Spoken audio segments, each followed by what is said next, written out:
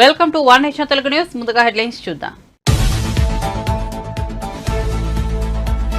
అనకాపల్లి జిల్లా పిసినికాడ వద్ద చేయూత నిధుల విడుదల సభకు హాజరైన సీఎం జగన్. చంద్రబాబు పేరు చెప్తే మోసాలు గుర్తొస్తాయని వెల్లడి. దత్తపుత్రుడి పేరు చెప్తే వివాహ వ్యవస్థకే కలంకమని వ్యాఖ్యలు.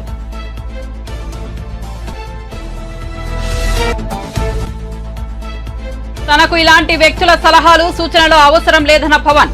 చిత్తూరు జిల్లా ఒక కుటుంబం చేతిలో బంద్ అయిందని విమర్శ. వైసీపీకి కొమ్ము కాస్తున్న పోలీసులు జాగ్రత్తగా ఉండాలని హెచ్చరిక.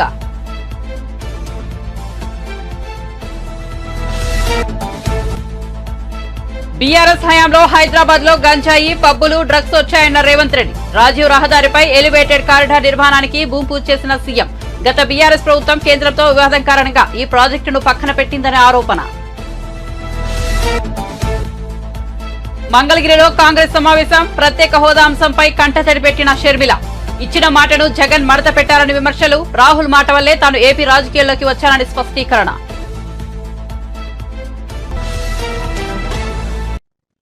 ఇక వార్త వివరాల్లోకి వెళ్తే 4వ విడత వైఎస్ఆర్ చేయూత నిధుల విడుదల కార్యక్రమం నేడు అనకాపల్లి జిల్లా పిసినికాడ గ్రామంలో జరిగేది. ఈ సందర్భంగా సీఎం జగన్ ప్రసంగిస్తూ చంద్రబాబు దత్తపుత్రుడి పేర్లు చెప్తే ఏం గుర్తొస్తుంది అని ప్రశ్నించారు.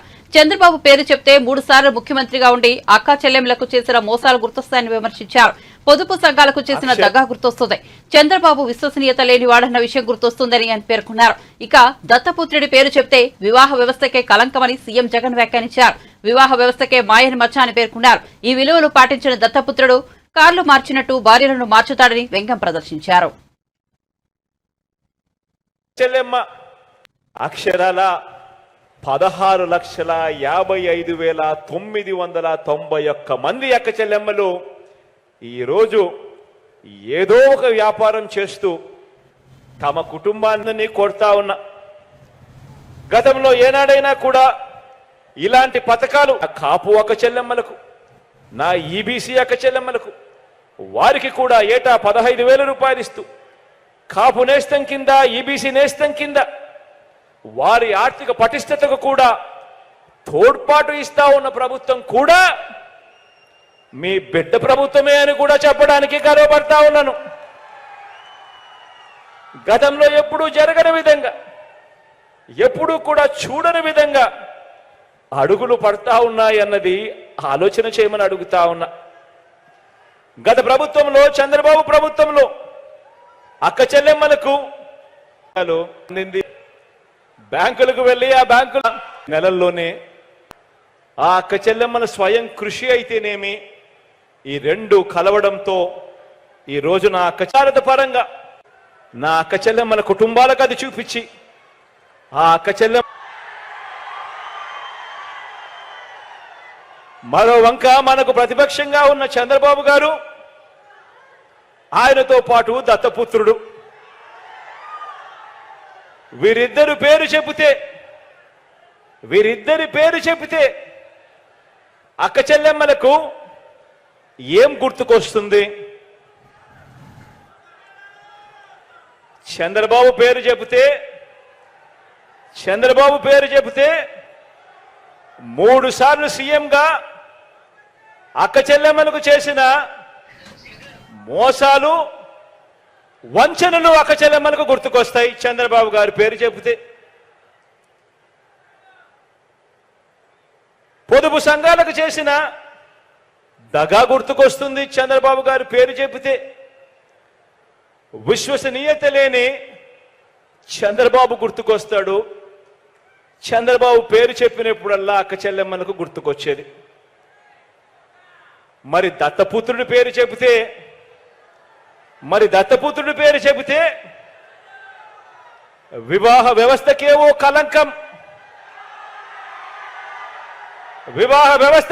కలంకం, ఓ మాయని మచ్చగా గుర్తుకు వస్తాయి. కార్లు మార్చినట్టు భార్యలను మార్చేది, కార్లు మార్చినట్టుగా భార్యలను మార్చేది ఈ విలువలు లేని ఈ దత్తపుత్రుడే అని గుర్తుకొస్తుంది. ఈ దత్తపుత్రుడిని పేరు చెప్పినప్పుడు, విలువలు లేని మనిషిని చూసినప్పుడు.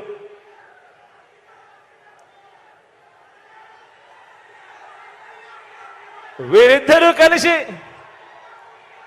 వీరిద్దరూ కలిసి ఇంటింటికి పంచిన వీరిద్దరి ఫోటోలతో కలిపి సంతకాలు చేసి మేనిఫెస్టో అని చెప్పి 2014లో అక్క చెల్లెమ్మలకు బీఆర్ఎస్ హయాంలో హైదరాబాద్ లో గంజాయి పబ్బులు డ్రగ్స్ వచ్చాయని ముఖ్యమంత్రి రేవంత్ రెడ్డి విమర్శించారు. సికింద్రాబాద్ అల్వాల్ టీమ్స్ సమీపంలో రాజీవ్ రహదారిపై ఎలివేటెడ్ కారిడార్ నిర్మాణానికి గురువారం ముఖ్యమంత్రి భూమి పూజ చేశారు. 11 కిలోమీటర్ల పొడవుతో 6 లైన్లతో 2,232 కోట్లతో భారీ ఎలివేటెడ్ కారిడార్ నిర్మిస్తున్నారు. ఈ సందర్భంగా రేవంత్ రెడ్డి మాట్లాడుతూ తాను ఎలివేటెడ్ కారిడార్ అంశాన్ని కేంద్రం దృష్టికి తీసుకెళ్లారని చెప్పారు. గత ప్రభుత్వం ప్రజల అవసరాలను మర్చిపోయిందని ఆరోపించారు. గత ప్రభుత్వం కేంద్రంతో వివాదం కారణంగా ఈ ప్రాజెక్టును పక్కన పెట్టిందని బీఆర్ఎస్ పై మండిపడ్డారు.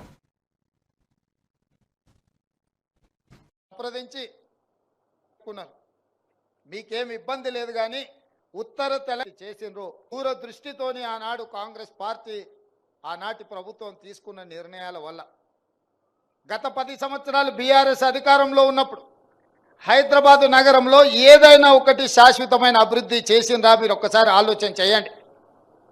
ఈరోజు నగరానికి వచ్చిన ఐటీ కంపెనీలు కావచ్చు, హైటెక్ సిటీ కావచ్చు, అంతర్జాతీయ ఎయిర్పోర్ట్ కావచ్చు, ఔటర్ రింగ్ రోడ్ కావచ్చు, మెట్రో రైలు కావచ్చు, కృష్ణానది జలాలు కావచ్చు, గోదావరి జలాలు కావచ్చు, అదేవిధంగా వివిధ అభివృద్ధి కార్యక్రమాలు ఆనాడు కాంగ్రెస్ పార్టీ ఉన్నప్పుడే చివరికి నక్లెస్ రోడ్ కావచ్చు, అప్పుడప్పుడు సెల్ఫీలు దిగి సెల్ఫ్ డబ్బాలు కొట్టుకుంటున్న కేటీఆర్ గారు దిగే శిల్పారామం కూడా ఆ రోజు కాంగ్రెస్ పార్టీ అభివృద్ధి చేసింది. ఈ నగరంలో ఏదైనా అభివృద్ధి జరిగింది అని అంటే కాంగ్రెస్ అధికారంలో ఉన్నప్పుడే జరిగింది. వారి 10 సంవత్సరాలలో ఏదైనా అభివృద్ధి జరిగిందా? శాశ్వతంగా ఈ నగరానికి ఏదైనా పెట్టుబడి తీసుకొచ్చిండ్రా అని నేను అడుగుతున్నా. మహా అంటే పబ్బులు వచ్చినాయి, నగరానికి గంజాయి వచ్చింది, డ్రగ్స్ వచ్చింది వాళ్ళు వచ్చిన తర్వాత. ఈ నగరంలో వాళ్ళు సాధించిన అభివృద్ధి గత 10 సంవత్సరాలలో ఏదైనా అంచనా వేస్తే గంజాయి వచ్చింది, డ్రగ్స్ వచ్చినాయి, పబ్బులు వచ్చినాయి. ఈ 3 పనులు తప్ప వాళ్ళ హయాంలో జరిగింది ఏం లేదు. అందుకే మేము వచ్చిన ఎంబడే రాష్ట్ర అభివృద్ధి కోసం అవసరమైన ప్రణాళికలన్నిటిని సిద్ధం చేసుకొని కేంద్ర ప్రభుత్వాన్ని, కేంద్ర మంత్రులను, ప్రధానమంత్రిని కలిసి రాష్ట్ర అభివృద్ధి కోసం మేము కృషి చేస్తున్నాం. ఆ కృషిలో భాగంగానే ఇవాళ 40 సంవత్సరాల ఆకాంక్ష ఉత్తర తెలంగాణ అభివృద్ధికి ముఖద్వారమైన ఈ ఎలివేటెడ్ కారిడార్స్ దాదాపుగా 2,500 కోట్ల రూపాయలతోని 18.5 కిలోమీటర్లు 6 లేన్ రోడ్డు ఈరోజు మనం ప్రారంభించుకున్నాము. ఈ అభివృద్ధి ఉత్తర తెలంగాణ శాశ్వతమైన అభివృద్ధికి ఉపయోగపడుతుంది. అందుకే మా ప్రభుత్వం బేసజాలు లేకుండా కేంద్ర ప్రభుత్వంతో సంప్రదింపులు జరిపి ఇతర కార్యక్రమాలను కూడా మనము తీసుకొస్తున్నాము. భవిష్యత్తులో కూడా అభివృద్ధి కార్యక్రమాల కోసము కేంద్ర ప్రభుత్వాన్ని మేము అడుగుతూనే ఉంటాం, రాబట్టుకునే ఉంటాం. ఒకవేళ ఇవ్వకపోతే ఖచ్చితంగా ప్రణాళికబద్ధంగా కేంద్ర ప్రభుత్వంతో కొట్లాడతాం. ఇందులో ఎలాంటి శశబిషలకు తావు లేదు. రాష్ట్ర ప్రయోజనాల కోసం అవసరమైతే ఎవరితోనైనా కొట్లాడే శక్తి మాకుంది. ఆ శక్తి మీరు ఇచ్చిండ్రు. ఆ శక్తిని దృష్టిలో పెట్టుకునే నగర అభివృద్ధికి మేము కృషి చేస్తాం. నగరాన్ని అభివృద్ధి పదం వైపు నడిపిస్తాం. హైదరాబాద్ నగరం అంటే అంతర్జాతీయ ప్రమాణాలతోనే అభివృద్ధి చేయాలన్న ప్రణాళికతోని ఫేజ్ 2 మెట్రో పనులను ఈరోజు దాదాపుగా 75 కిలోమీటర్లలో ప్రారంభించడానికి 8 తారీఖు రోజు మనం శిలాఫలకం వేసుకుంటున్నాం. ఇదే కాకుండా 55 కిలోమీటర్లు మూసీ రివర్ని. చిత్తూరు వైసీపీ ఎమ్మెల్యే ఆరణి శ్రీనివాసులు పవన్ కళ్యాణ్ సమక్షంలో జనసేనలో చేరారు. ఈ సందర్భంగా పవన్ మాట్లాడుతూ ప్రజారాజ్యం పార్టీలో ఉన్నప్పటి నుంచి తనకు శ్రీనివాస్ తెలుసునని చెప్పారు. తనతో కలిసి ప్రయాణిస్తారని శ్రీనివాస్ చెప్పారని తెలిపారు. చిత్తూరు జిల్లా ఒక కుటుంబం చేతిలో బందీ అయిపోయిందని విమర్శించారు. పెద్దిరెడ్డి, మిథున్ రెడ్డిలతో తనకు వ్యక్తిగత వైరమేమీ లేదని చెప్పారు.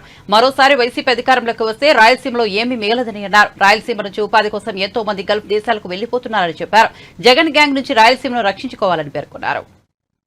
నిదర్శనంగా కోసం చెప్తున్నాను. ఈ సంఘటన ఒక 2.5 నెలల తర్వాత ఆ తల్లి పడ్డ ఏడుపు నన్ను ఎప్పుడు కదిలించేసేది. నేనేం చెప్పానంటే నాకు తల్లి 14 ఏళ్ల బిడ్డను కోల్పోయిన తల్లి దివ్యాంగురాలు మళ్ళీ తను కర్నూలుకి నేను వస్తానని చెప్పండి. ఇది దేశం అంతా తెలియాలి ఈ బిడ్డ జరిగిన అన్యాయం అంటే పోలీసులు కేసులు తీసుకోవట్లా. ఏదన్నా ఏదైతే వేటాడబడుతున్నాయో అవి తిరిగి వెనక్కి తిరిగినాయి అంటే వేటాడబడుతున్న క్రూర మృగాలు కూడా పారిపోయేంత గొప్ప నేలది, చదువుల నేలది. కోస్తా ప్రాంతానికంటే కూడా హైయెస్ట్ అత్యధికంగా పంట పండే నేలది ఒకప్పుడు. మనకి మిగతా నేల కర్ణాటకకి వెళ్ళక ముందు అలాంటి గొప్ప నేల ఈ రోజున ప్రతి ఊర్లో ప్రతి నియోజకవర్గంలో కొద్ది మంది చేతుల్లో కబంధ హస్తాలు ఇరుక్కుపోయింది. నేను మన కొట్టే సాయిని శ్రీకాళహస్తిలో ఆ సీ ఎవరు చెంపదెబ్బ కొడితే నాకు చాలా కదిలిపోయింది. నిరసనకు కూడా మీకు చెప్పడానికి వీలు లేదంటే నేను ఢిల్లీకి వెళ్తా వచ్చాను. వచ్చి నాకు ఒకటే అనిపించింది, ఇక్కడ కొట్టే సాయి లాంటి నిలబడే వాళ్ళకి ధైర్యం చెప్పాలి, ఇక్కడ నేను రావాలి, అందుకని వచ్చిన రోజున. ఇది ఎందుకు చెప్తున్నానంటే మనందరం సమిష్టిగా ఆలోచించకపోతే కొంతమంది చేతిలోకి అధికారం ఉండిపోద్ది. మనలో మనం కొట్టుకుంటా ఉన్నాం, మనలో మనం విడిపోతూ ఉన్నాం. నాయకుడు ఎవరని కాదు, మన సమూహానికి పనిచేసేవాడా కాదా, రాయలసీమ ప్రాంతానికి న్యాయం చేసేవాడా కాదా, అదే చూడండి. నేనైతే ఎక్కడికి పారిపోను. నిన్న రాత్రి కూడా నేను పనిచేసే స్టాఫ్ కింద పోలీసులు వచ్చి, ఇక్కడ మనం కొంచెం రెంట్కి తీసుకుంటే బిల్డింగ్లు, పోలీసులు వచ్చి మన దగ్గర పనిచేసే స్టాఫ్ని భయపెట్టే స్థాయికి వెళ్ళిపోతా ఉన్నారు. జగన్ ప్రభుత్వానికి ఒకటే చెప్తున్నాను, జగన్ ఇది 2009 కాదు, జగన్ ఇది 2024 మర్చిపోయి. మీకు చెప్తున్నాను, ముఖ్యంగా మీరందరూ రాయలసీమ ప్రాంతం నుంచి వచ్చారు కాబట్టి చెప్తున్నాను, నేను ప్రాణాలకు తెగించే వచ్చాను రాజకీయాల్లోకి. నేను భయపడను. నేను రౌడిజంకి మంగళగిరిలో ఏర్పాటు చేసిన కాంగ్రెస్ పార్టీ సమావేశంలో పీసీసీ చీఫ్ వైఎస్ షర్మిల ప్రసంగించారు. ఇప్పటికైనా పోరాడకపోతే రాష్ట్రానికి ప్రత్యేక హోదా ఎప్పటికీ దక్కదని అన్నారు. కొత్తగా ఏర్పడిన ఆంధ్రప్రదేశ్ రాష్ట్రానికి ప్రత్యేక హోదా ఊపిరి వంటిదని, కానీ తల్లి లాంటి రాష్ట్రానికి జగన్ వెన్నుపోటు పొడిచారని షర్మిల విమర్శించారు. ఇచ్చిన మాటను జగన్ మడత పెట్టారని, అలాంటి వ్యక్తి వైఎస్ వారసుడు అవుతాడా అని ప్రశ్నించారు. ఇక తాను ఏపీ రాజకీయాల్లోకి వచ్చింది వ్యక్తిగత కారణాలతో కాదని స్పష్టం చేశారు. అలాగైతే తాను 2019లోనే ఏపీ రాజకీయాల్లోకి వచ్చి ఉండేదానని వివరించారు. ఏపీకి ప్రత్యేక హోదాపై భరోసా ఇచ్చిన ఏకైక వ్యక్తి రాహుల్ గాంధీ. ఆయన మాట వల్లే తాను ఏపీ రాజకీయాల్లో ప్రవేశించానని షర్మిల పేర్కొన్నారు. నిలబడలేని మీరా రాజశేఖర రెడ్డి గారి వారసు. పోనీ జగనన్న గారు రక్తం పచ్చుకొని పుట్టారు కదా, ఉందా జగనన్న గారికి ఆలోచన? రాజశేఖర రెడ్డి గారు జలయజ్ఞంలో ప్రాజెక్టు 54 ప్రాజెక్టులు మొదలు పెట్టాడు. ఆంధ్ర రాష్ట్రంలో 12 ప్రాజెక్టులు పూర్తి చేస్తే 42 ప్రాజెక్టులు ఇంకా అలాగే ఉంటే ఏమన్నాడు జగనన్న గారు? నేను 6 నెలల్లో పూర్తి చేస్తానన్న జగనన్న గారు రాజశేఖర రెడ్డి గారు తలపెట్టిన ప్రాజెక్టులనైనా పూర్తి చేశారా? ఎన్ని పూర్తి చేశారు? 10 చేశారా? 5 చేశారా? 2 చేశారా? మీరా రాజశేఖర రెడ్డి గారు వారసు. ఆంధ్ర రాష్ట్ర ప్రజల కోసం నిలబడలేని మీరా రాజశేఖర రెడ్డి గారి వారసులు. ఇదేనా మాట నిలబెట్టుకోవడం అంటే? మడమ తప్పకపోవడం అంటే? ఇచ్చిన మాటను మడత పెట్టారు కదా మీరా రాజశేఖర రెడ్డి గారి వారసులు. ఆలోచన చేయాలి, రాష్ట్ర ప్రజలందరూ కూడా ఆలోచన చేయాలి. ఈరోజు వ్యక్తిగత కారణాల కోసం రాజశేఖర రెడ్డి బిడ్డ ఆంధ్ర రాష్ట్ర రాజకీయాలలో అడుగుపెట్టలేదు. వ్యక్తిగత రాజకీయాల కోసమే అయితే, వ్యక్తిగత కారణాల కోసమైతే రాజశేఖర రెడ్డి బిడ్డ 2019లోనే ఆంధ్ర రాష్ట్రంలో అడుగు పెట్టాల్సి ఉంది. కానీ ఈరోజు ఆంధ్ర రాష్ట్రంలో రాజశేఖర రెడ్డి బిడ్డ అడుగు పెట్టింది అంటే ఎందుకు పెట్టింది?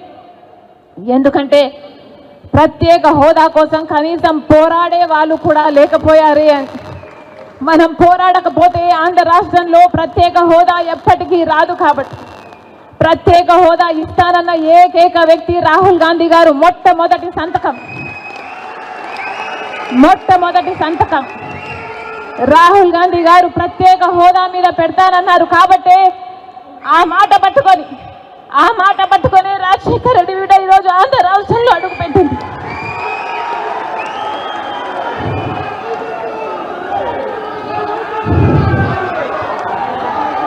ప్రత్యేక హోదా లేకపోతే ఆంధ్ర రాష్ట్రానికి భవిష్యత్తే లేదు.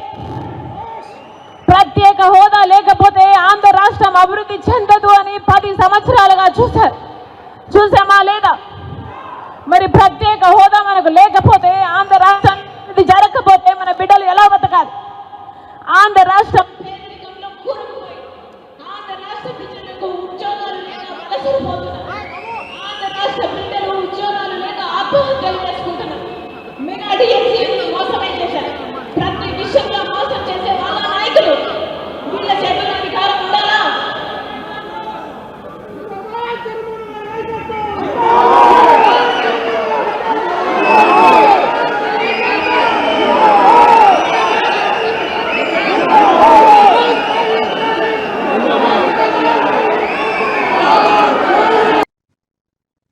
రేవంత్ రెడ్డి వ్యాఖ్యలకు BRS working president KTR counter ఇచ్చారు. రేవంత్ పక్కనే మానవ బాంబులు ఉన్నాయన్నారు కేటీఆర్. రేవంత్ కు ప్రెస్టేషన్ ఎక్కువైంది. రేవంత్ రెడ్డి 5 ఏళ్లు ముఖ్యమంత్రిగా ఉండాలి. కాంగ్రెస్ ఇచ్చిన 420 హామీలు అమలు చేయాలి. సీఎం రేవంత్ రెడ్డి నువ్వు మగాడువైతే ఇచ్చిన హామీలు నిలుపుకోవాలని, దమ్ముంటే 100 రోజుల్లో 2 లక్షల రుణమాఫీ చేయాలన్నారు. అబద్దాలు చెప్పి రేవంత్ రెడ్డి గద్దెనెక్కారని మండిపడ్డారు కేటీఆర్.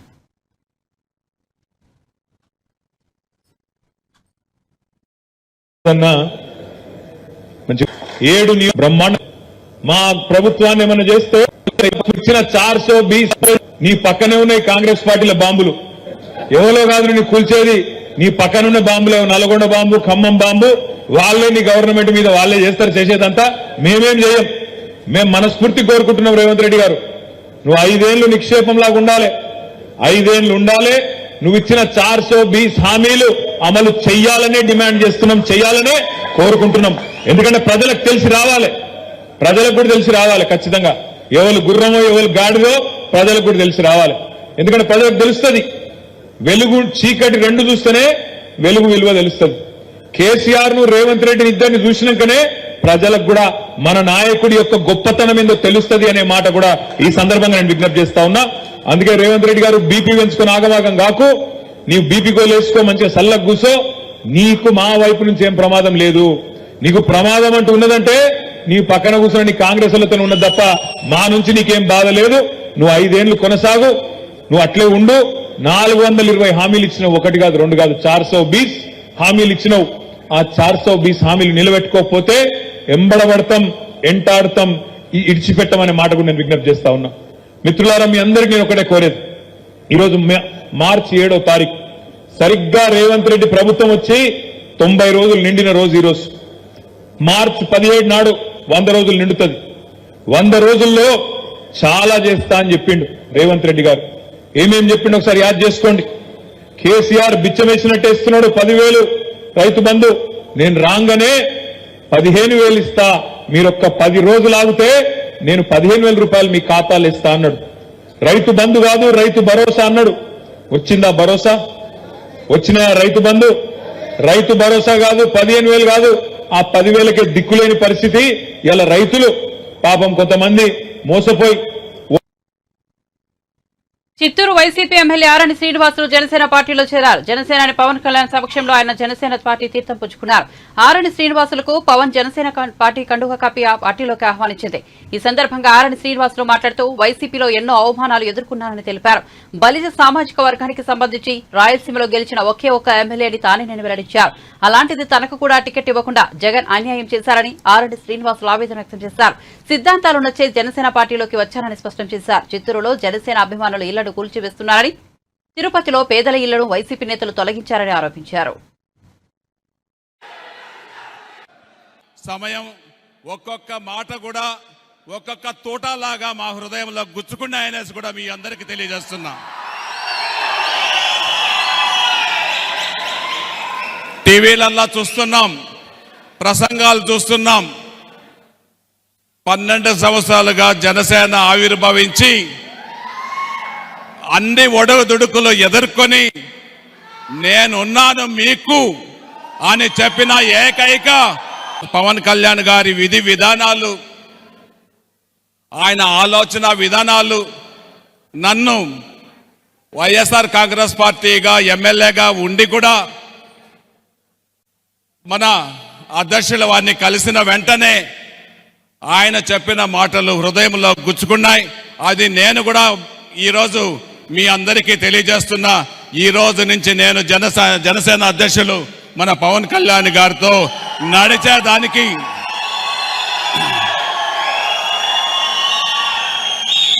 పవన్ కళ్యాణ్ గారి నాయకత్వంలో రాయలసీమను బలోపేతం చేసేదానికి నా వంతు కృషి చేస్తాననేసి కూడా ఈ సభాముఖంగా మీ అందరికీ తెలియజేస్తున్నా. మీరందరూ కూడా ఎన్నో ఒడిదుడుకులు ఎదుర్కొని మన నాయకులు పవన్ కళ్యాణ్ గారిని నమ్మి మీరు ఒక్కొక్క విలేజ్లో, ఒక్కొక్క పంచాయతీలో, ఒక్కొక్క డివిజన్లో కొంతమంది ఉన్నా కూడా మీరు సైనికుల వీర మహిళలు, చిలకలూరిపేటలో ఈ నెల 17న టీడీపీ జనసేన ఉమ్మడి మేనిఫెస్టోను విడుదల చేస్తామని నాదెండ్ల మనోహర్ తెలిపారు. టీడీపీ నేత అచ్చెన్నాయుడుతో కలిసి మీడియాతో మాట్లాడుతూ ఆయన ఈ విషయాన్ని తెలిపారు. రాష్ట్ర భవిష్యత్తు కోసమే టీడీపీ జనసేనలు పొత్తు పెట్టుకున్నాయని చెప్పారు. ఇరు పార్టీల అభ్యర్థులను ప్రకటించిన తర్వాత రెండు పార్టీల మధ్య తగాదాలు పెట్టాలని వైసీపీ నేతలు ప్రయత్నించారని మండిపడ్డారు.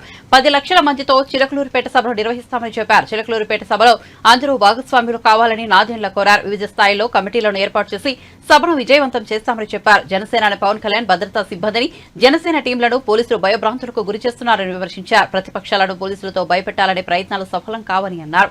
జనసేన నేతల ఇళ్లలోకి పోలీసులు చొరవడం దారుణమని చెప్పారు. సూపర్ నిదానంతో రాష్ట్ర అభివృద్ధి లక్ష్యంగా టీడీపీ జనసేనలు ముందుకు సాగుతున్నాయని తెలిపారు.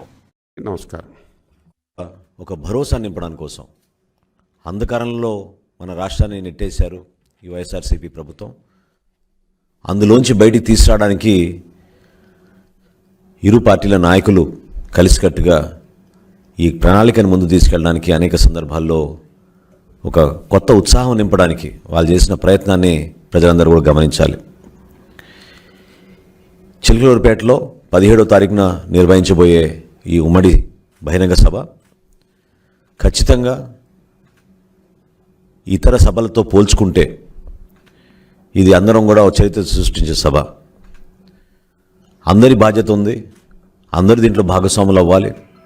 ప్రతి ఒక్కరూ ఏ విధంగా మనం ఈ సభ విజయం కోసం మన వంతు మనం సహకారం అందించగలుగుతామో ఆ విధంగా మనం ముందుకు అడుగు వేయాలని చెప్పి జనసేన పార్టీ అధ్యక్షులు పవన్ కళ్యాణ్ గారి కోరిక మేరకు మన జన సైనికుల్ని, వీర మహిళల్ని, పార్టీ నాయకులందరినీ కూడా మనస్ఫూర్తిగా ఈ సందర్భంగా వాళ్ళకి ఆహ్వానం పలుకుతున్నాం.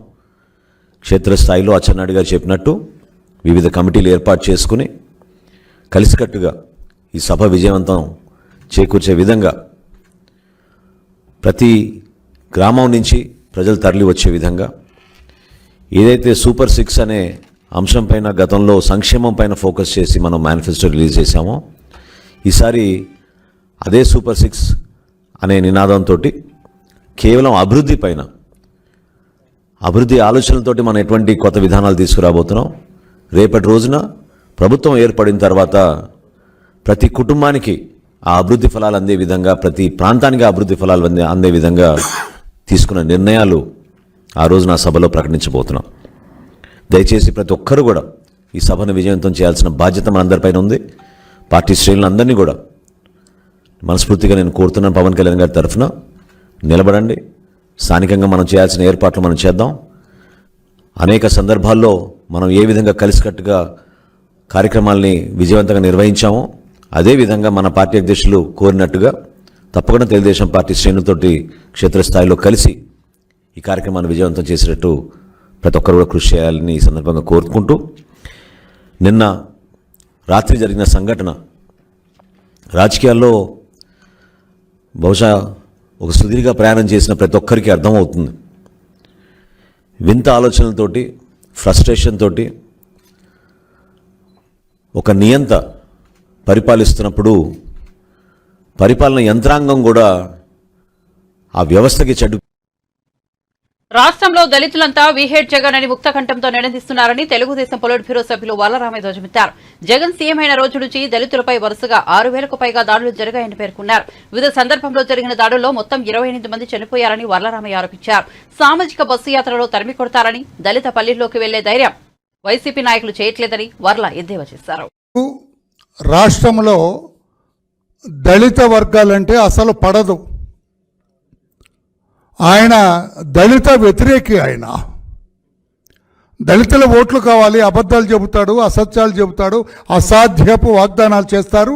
దళిత ఓట్లు దండుకొని అధికారంలోకి వచ్చిన ఆయన దళిత వ్యతిరేకంగా అడుగడుగునా వ్యవహరిస్తూ ఉన్నాడు.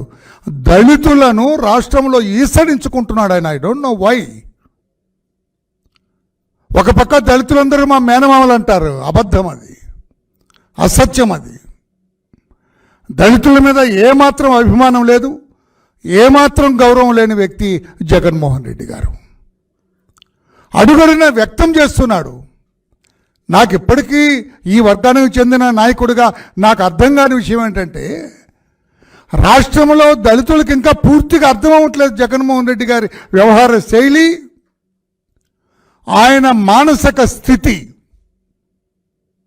ఆయన దళిత వ్యతిరేకాన్ని మొత్తుకుంటున్న బిగినింగ్ నుంచి కూడా రాష్ట్ర ప్రజలు ఎందుకో అర్థం చేసుకోవడానికి ప్రయత్నం చేయట్లేదు. మీకు ఒక్క ఉదాహరణ చెబుతాను, ఇప్పుడు లేటెస్ట్ ఉదాహరణ చెబుతాను నేను. రాష్ట్రంలో ఏం జరిగింది? నిన్న ప్రకాశం జిల్లా వెలుగొండది ఎర్రగొండపాలెం నియోజకవర్గంలో వెలుగొండ ప్రారంభోత్సవ సభలో జరిగిన విషయాన్ని మీ ముందుకు తీస్తా. చిన్న వీడియో మీకు ప్రజెంట్ చేస్తా, మీరు కూడా వినాలి. పాత్రికేయ సోదరులు కూడా మా రిస్క్కి రావాలా. దళితుల పట్ల జగన్మోహన్ రెడ్డి గారి వ్యవహార శైలి రాష్ట్ర ప్రజలకు కూడా మీరు చూపించాలి. ఒక్కసారి ఇది చూడండి. అక్కడ ప్లే చేయనన్నా. ముఖ్యమంత్రి గారు ఆయన పక్కన తాడిపత్రి చంద్రశేఖర్ అని రేపు ఎర్రగొండపాలెంకి పోటీ చేయబోయే ఎస్సీ దళిత మాదిగా, ఆయన పక్కన ఒకసారి మళ్ళీ బ్యాక్ తీసుకురామ్మా. వాళ్ళిద్దరు కూర్చుంది అక్కడ స్టేలో పెట్టు. వీళ్ళు కాదు, వీళ్ళు పెద్దలు, వీళ్ళు ఇది ఇట్లా పెట్టు స్టేజ్. ముఖ్యమంత్రి గారి పక్కన ఆయన కుడి చేతి పక్కన కూర్చున్న వ్యక్తి తాడిపత్రి చంద్రశేఖర్, రేపు ఎర్రగొండపాలెంలో వైసీపీ తరఫున పోటీ చేయబోయే వ్యక్తి. జనరల్గా ఇటువంటి సభల్లో ముఖ్యమంత్రి గారి పక్కన స్థానిక శాసనసభ్యుడు కానీ పోటీ చేయబోయే వ్యక్తి కానీ కూర్చుంటారు. అందుకే తాడిపత్రి చంద్రశేఖర్ ఆయన పక్కన కూర్చున్నారు. ఆయన పక్కన కూర్చున్న వ్యక్తి గౌరవ మంత్రి, ఎర్రగొండపాలెం ఎమ్మెల్యే, ఆయన మంత్రి కూడా, ఒక సీనియర్ మంత్రి. ముఖ్యమంత్రి తర్వాత ఆ క్యాబినెట్లో మంత్రి ఆయన వాళ్ళిద్దరు కూర్చున్నారు. వాళ్ళిద్దరిని ప్లే చేయను. ఆయన ముఖ్యమంత్రి గారు అంటూ ఉన్నారు, ప్లే చే, నువ్వు కిందకి వెళ్ళిపోండి, మీరు వెళ్ళిపోయాను, పూర్తి వెళ్ళవయ్యా వెళ్ళు. ఆ రెండు కుర్చీలు ఎవరు కూర్చున్నారు చూడండి. ఆపినాను అట్లా స్టేజ్ అయింది. ఎవరు కూర్చున్నారు? ముఖ్యమంత్రి గారి కుడి పక్కన కూర్చున్నామే బూచేపల్లి వెంకాయమ్మ గారు. ఆవిడ she the ZP chairperson of Prakasam district. ఆమె రెడ్డి గారే కదా, ఆమె రెడ్డి గారి శ్రీమతి. ఆమె పక్కన కూర్చున్న వాళ్ళు వైవి సుబ్బారెడ్డి గారు, ఏ పదవి లేని వ్యక్తి. నిన్న ఇది రాజ్యసభకు ఎంపికయ్యాడు, అది ఇంకా అమల్లోకి జీవో రాలేదు కనుక, ఆయన ప్రమాణ స్వీకారం చేయలేదు కనుక వితౌట్ ఎనీ పదవి హోదా ఆయన కూర్చున్నారు. ఏది మంత్రి సురేష్ ఎక్కడ? ఆ ఎర్రగొండపాలెం నుంచి పోటీ చేయబోయే తాడిపత్రి చంద్రశేఖర్ ఎక్కడ? మీరు ఎంత ధైర్యమని అనకూడదు కానీ మెడబెట్టి కిందకు గెంటినంత పని చేశాడు సీఎం. బులెటిన్ ముగించే ముందు హెడ్లైన్స్ మరోసారి చూద్దాం. అనకాపల్లి జిల్లా పిసిరికాడ వద్ద చేయూత నిధుల విడుదల సభకు హాజరైన సీఎం జగన్. చంద్రబాబు పేరు చెబితే మోసాల గుర్తొస్తాయని వెల్లడి. దత్తపుత్రుడి పేరు చెబితే వివాహ వ్యవస్థకే కలంకమని వ్యాఖ్యలు.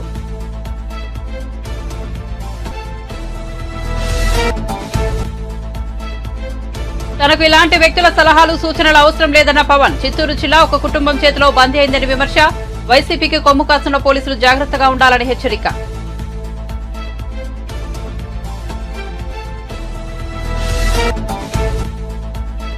బీఆర్ఎస్ హయాంలో హైదరాబాద్ లో గంజాయి, పబ్బులు, డ్రగ్స్ వచ్చాయన్న రేవంత్ రెడ్డి. రాజీవ్ రహదారిపై ఎలివేటెడ్ కారిడార్ నిర్మాణానికి భూమి చేసిన సీఎం.